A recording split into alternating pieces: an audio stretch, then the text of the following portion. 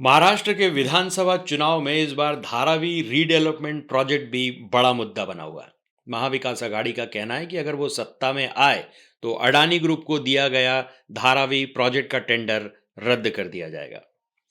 अब सोमवार को कांग्रेस सांसद राहुल गांधी ने भी प्रेस कॉन्फ्रेंस कर इस प्रोजेक्ट पर सवाल उठाए। राहुल ने कहा कि धारावी धारावी का भविष्य सेफ नहीं है। इस प्रोजेक्ट से धारावी की जनता को नुकसान होगा। प्रेस कॉन्फ्रेंस के दौरान राहुल गांधी ने बीजेपी के चुनावी नारे एक हैं तो सेफ हैं पर बीजेपी को घेरा। राहुल ने एक पोस्टर निकाला जिसमें धारावी का नक्शा बना हुआ था।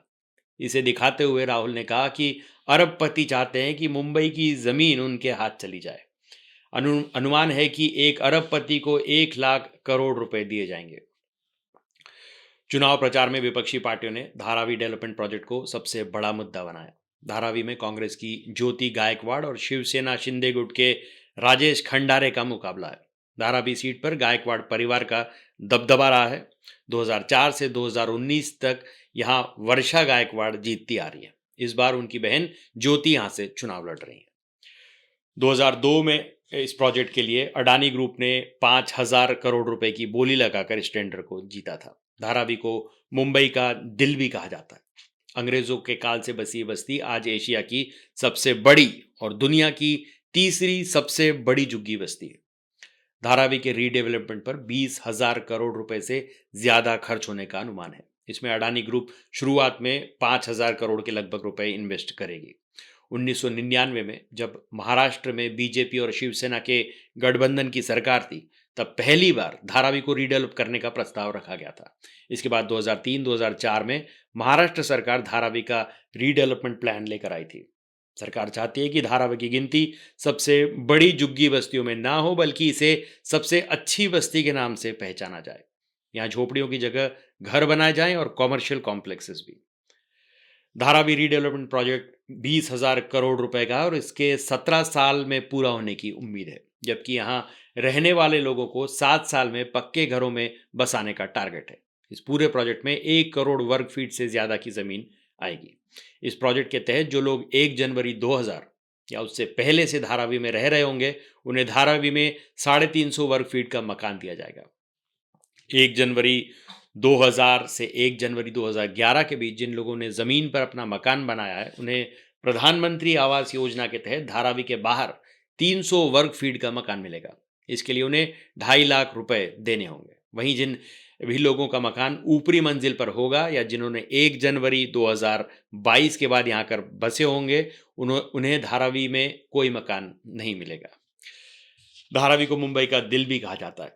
अंग्रेजों के काल से यह बस्ती आज एशिया की सबसे बड़ी और दुनिया की तीसरी सबसे बड़ी बस्ती है। धारावी में कितने लोग रहते हैं इसका सटीक आंकड़ा नहीं है, लेकिन अनुमान है कि यहाँ 6 से 10 लाख लोग रहते हैं। धारावी में 60,000 परिवार और करीब 12,000 कमर्शियल कॉम्प्लेक्सेस हैं। 1882 में अंग्रेजों ने धारावी को बसाया था। इसके बसाने का मकसद ये था कि मजदूरों को किफ़ायती ठिकाना दिया जा सके।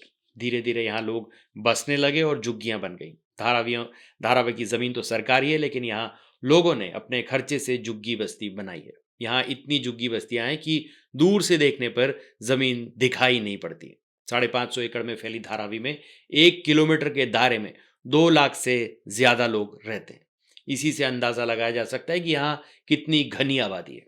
धारावी में 100 वर्ग फीट की छोटी सी झुग्गी में 8 से 10 लोग एक साथ रहते हैं। कुछ झुग्गियां तो ऐसी भी बनी है जिसमें कारखाने भी हैं और घर भी। लगभग 80% लोग पब्लिक टॉयलेट का इस्तेमाल करते हैं। धारावी की पहचान झुग्गी बस्ती की है, ये सच भी है, लेकिन असल में यह जिद्दी लोगों की बस्ती है। यहाँ की तंग गलियों में दिहाड़ी मजदूर भी रहते हैं, और वो भी जो अपना कारोबार करते हैं। माहिम और सायन धारावी के दोनों ओर बने रेलवे स्टेशन है। यहीं से रोज लाखों लोग धारावी आते जाते हैं। यहाँ इतनी भीड़ है न कि इसमें घुसने का के लिए साहस और हौसला भी चाहिए। मुंबई की तरह धारावी भी काम के पीछे भागने वाले लोगों की बस्ती है। फर्क बस इतना है कि मुंबई शहर में रहने वाले लोग फ्लैट और अच्छे घरों में रहते हैं और धारावी में रहने वाले लोग तंग, छोटे और गंदी बस्तियों में। लेकिन ये जिद्दी लोगों की बस्ती है जो कभी थकती नहीं और कभी थमती नहीं। 2008 में फिल्म आई थी स्लम डॉग मिलियनेयर। इस फिल्म की शूटिंग धारावी में हुई थी। फिल्म में दिखाया गया था कि कैसे इस झुग्गी बस्ती में रहने वाला एक लड़का करोड़पति बन जाता है। ये बस्ती ऐसे ही स्लम डॉग्स की है। यहाँ हर चौथे घर में कोई एंटरप्रेन्योर आपको मिल जाएगा।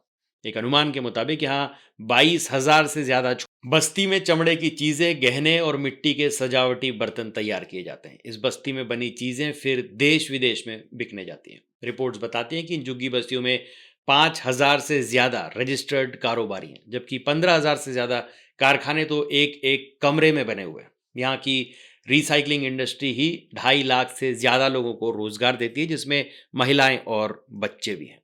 ऐसा माना जाता है कि धारावी की एक एक इंच जमीन भी किसी न किसी प्रोडक्टिव काम में इस्तेमाल होती है।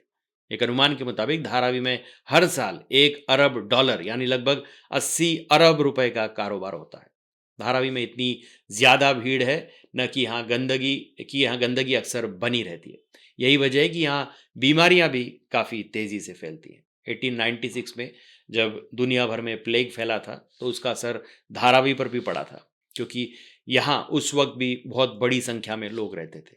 प्लेग खत्म होने के बाद भी अगले 25 सालों तक धारावी में लोगों को अलग अलग तरह की बीमारियों का सामना करना पड़ा था। 1986 में जब हैजा फैला तो उसका असर भी सबसे ज्यादा धारावी पर हुआ था। माना जाता है कि उस समय मुंबई के अस्पतालों में भर्ती होने वाले ज्यादातर लोग धारावी के ही थे। अप्रैल 2020 में धारावी में कोरोना का पहला मामला सामने आया था। उसके बाद तो यहाँ कोरोना का बम फूट गया था। आए दिन मरीजों की संख्या बढ़ती जा रही थी। सबसे बड़ी समस्या ये थी कि तंग गलियों में सोशल डिस्टेंसिंग का पालन कैसे करवाया जाए। लेकिन धारावी ने कोरोना से लड़ाई लड़ी और जीती भी।